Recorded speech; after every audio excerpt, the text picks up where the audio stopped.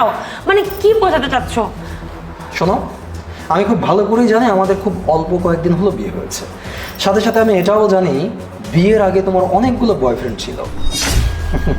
Husband হিসেবে আমার দায়িত্ব আমার ওয়াইফকে প্রোটেক্ট করা, সেভ করা, আমি সেটাই করতেছি। দাঁড়াও, তুমি কি বলছো? মানে বিয়ের আগে আমার অনেকগুলো বয়ফ্রেন্ড ছিল? দেখো, বিয়ের আগে মানুষের অনেক কিছুই থাকে, প্রেম থাকতে পারে, মানুষের তো অতীত থাকে, তাই না? তারপরে এখন তো আমাদের বিয়ে হয়ে গিয়েছে, আর মাত্র 2-3 দিন হলো আমাদের মাত্র বিয়ে হয়েছে, আর তুমি এখন আমাকে এভাবে শিকল দিয়ে বেঁধে তুমি কি বলতে চাচ্ছো? বাস, আমি এই মুহূর্তে দুনিয়ার কোনো মেয়েকেই বিশ্বাস করি না। শোনো, একটা কথা পরিষ্কার করে মাথার মধ্যে ঢুকায় রাখো, আমি কষ্ট করে বাগান করব, গাছে পানি দিয়ে গাছকে বড় করব, গাছে ফুল আসবে, আর বাহির থেকে মৌমাছি এসে সেই ফুলের মধু নিয়ে যাবে। এটা তো আমি হতে দিতে পারবো না। মানে কি বলছো তুমি সব? তুমি যদি আমাকে বিশ্বাসই না করো তাহলে কেন বিয়ে করেছো বলো তো? এই মুহূর্তে তুমি না, আমি পৃথিবীর কোনো মেয়েকেই বিশ্বাস করি না। কাজেই মৌচাকটাতে তালা দিয়ে গেলাম, যেন কোনো কারণে ভুল করে মৌমাছি আসলেও মধু খেতে না পারে। আর শোনো, আজ থেকে এই ফোনটা তোমার কাছে থাকবে, আর তোমার এই ফোনটা আমার কাছে। এই শোনো,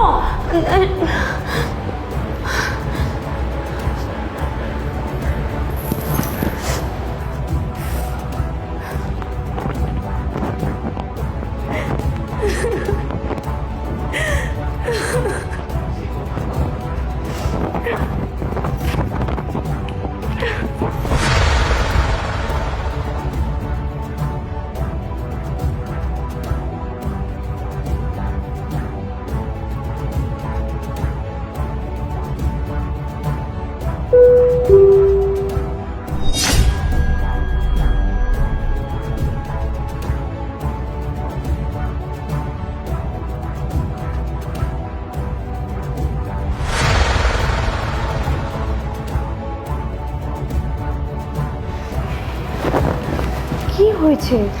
তোর এই অবস্থা কেন? আর তোকে এভাবে কে বেঁধে রেখেছে? আমার হাজবেন্ড, ও আমাকে বিশ্বাস করে না। ও বলে আমার আগে অনেকগুলো বয়ফ্রেন্ড ছিল, তাই এইভাবে রেখে গেছে যাতে ওরা এসে আমার সাথে খারাপ কিছু করতে না পারে। সম্পর্ক তো থাকতেই পারে, সম্পর্ক কার না থাকে, তাই বলে তোকে এভাবে বেঁধে রাখবে? ও কোনো মেয়েকেই বিশ্বাস করে না। ওর ধারণা মেয়েরা বিয়ের পরেও অনেক অনেক সম্পর্ক রাখে, অনেকের সাথে খারাপ কাজ করে, এই জন্য আমাকে এইভাবে বেঁধে রেখে গেছে যাতে কারোর সাথে খারাপ কিছু করতে না পারি। আমি তোকে বারবার করে বলেছিলাম যে এই ছেলেটা ভালো না, একে তুই বিয়ে করিস না। আমার কথা শুনলি না? এখন বুঝতে পারছিস তো কি হাল করে রেখেছে? ও আর কি বুঝবে এখন? বোঝ, কারো হাজবেন্ড কারো ওয়াইফকে এইভাবে বেঁধে রাখে, তাও আবার জীবজন্তুর মতো শিকল দিয়ে। ও ও মানসিক বিকারগ্রস্ত, ওকে আমি বোঝাতে পারি না। সবে মাত্র বিয়ে হয়েছে, তারপরও আমার সাথে এরকম আচরণ করছে। কি করব বল আমি এখন? তুই আন্টিকে এসব কথা জানাচ্ছিস না কেন? আন্টির সাথে কথা বল। তাছাড়া এভাবে কি তুই থাকতে পারবি নাকি? এভাবে সংসার করা যায়? আর আমাদেরকে আগে থেকে কিছু বলিসনি কেন? দেখ, আমার তো এখন বিয়ে হয়ে গিয়েছে, ফ্যামিলিকে এই কথা আমি কীভাবে বলবো? আর ও আমার ফোনটাও নিয়ে গেছে, তার বদলে ওর এই একটা বাটন ফোন দিয়ে গেছে, শুধুমাত্র যেখানে ওর নাম্বার সেভ করা, যেন আমি কারোর সাথে যোগাযোগ করতে না পারি। ওভাবে ফোন রেখে গেলে হয়তো সবার সাথে যোগাযোগ করব, অনেকে আসবে যাবে, খারাপ সম্পর্ক হবে সবার সাথে।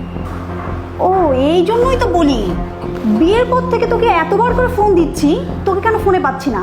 যতবারই তোকে ফোন দিচ্ছি দেখি তোর ফোন নাম্বারটা বন্ধ বন্ধ বন্ধ। আজকে তো আমি আন্টির থেকে তোর বাসার অ্যাড্রেস নিয়ে এখানে আসলাম, আর এসে দেখি তোর এই অবস্থা।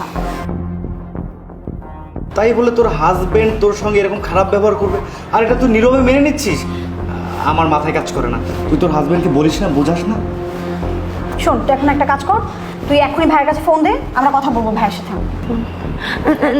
না না, দেখ, এতে হিতের বিপরীত হবে।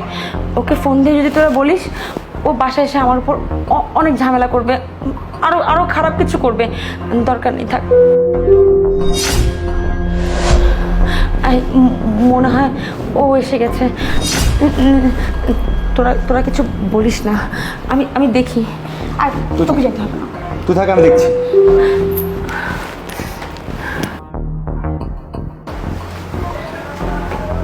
কি ব্যাপার নেই?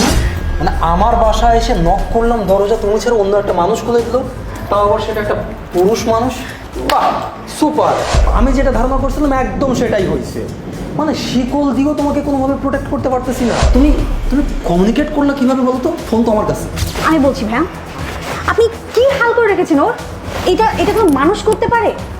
এই, আমার ওয়াইফকে আমি কিভাবে রাখবো সেটা আমার রেসপন্সিবিলিটি, আমি ভালো করে বুঝি। আপনি কে? এই, কে ইনি? আর ইনি এই মক্কেলটাকে কে? এই মক্কেলটা ও আমি কে না? এদিকে দেখেন, আমি কে? আমি ওর বন্ধু। ও আপনি খুব ভালো সেজেছেন। আপনি যে বাইরে গিয়ে প্রত্যেকটি মেয়েকে আপনার সুন্দর চোখ দিয়ে দেখেন, বলেন বাবু সোনা, কত আদর করে খাইয়ে দেন না? আর আপনার বউকে এই অবস্থা, শিকল দিয়ে বেঁধে রেখেছেন, চিড়াখানা বানাইছেন না? থামেন মিয়া, ইউ আর টকিং ননসেন্স। আপনি থামুন। আপনি কি যেন বলছিলেন? আমাকে চিনেন না তাই না? হ্যাঁ। ভালো করে দেখুন তো, চিনতে পারেন কি না? মনে পড়ে 2 বছর আগে? নাকি এখন সবার সামনে বলবো? আপনার মতো মানুষকে না আমি খুব ভালো করে চিনি। আপনি তো 100 জনের সাথে সম্পর্ক ছিল, আর এখন ওর একটা মানুষের বিয়ের আগে সম্পর্ক থাকতেই পারে, এটা খুবই নর্মাল। তাই বলে আপনি ওকে এভাবে বেঁধে রাখবেন? তুই কারে কি বলছিস? ও উনি বুঝবেন? বুঝবেন? ওনার ভিতরে তো মনুষ্য তো জ্ঞানটাই নেই। যার সঙ্গে আপনি সারা জীবন থাকবেন, যাকে আপনি ভালোবেসে বিয়ে করেছেন, হ্যাঁ, তাকে কিনা আপনি এই অবস্থা? আরে ভাই, ভালোবাসা এইখান থেকে আসে, আর বিশ্বাসটাও। এইভাবে ভালোবাসা হয় না যে ঘরের ভিতরে আটকে রেখে শিকল দিয়ে বেঁধে একটা মেয়েকে টর্চার করে। হ্যাঁ, আপনারা শিক্ষিত মানুষ, শিক্ষিত মানুষ হয়ে আপনার নিজের বউকে, আমার মাথায় কাজ করে না। চল, তোকে এখানে থাকতে হবে না, আমি এখনই আন্টিকে ফোন দিচ্ছি। থাক, আমি কই যাব? আমি তোর কোনো কথা শুনবো না। আসসালামু আলাইকুম আন্টি। হ্যাঁ, আমরা এই যে নেহার বাসায় আসছি, এসে তো ওকে একদম বাধা অবস্থায় দেখতেছি। ভাইয়া ওকে শিকল দিয়ে বেঁধে রেখেছে। হ্যাঁ, খুবই বাজে অবস্থা। আন্টি, আমরা ওকে বাসায় নিয়ে আসতেছি, আর এসে কথা বলছি, ঠিক আছে? হ্যাঁ, ঠিক আছে, চল চল। আরে নেহা, আমাকে বোঝার চেষ্টা করো নেহা, আমি তো তোমার জন্যই, আমাদের সুখের। নেহা,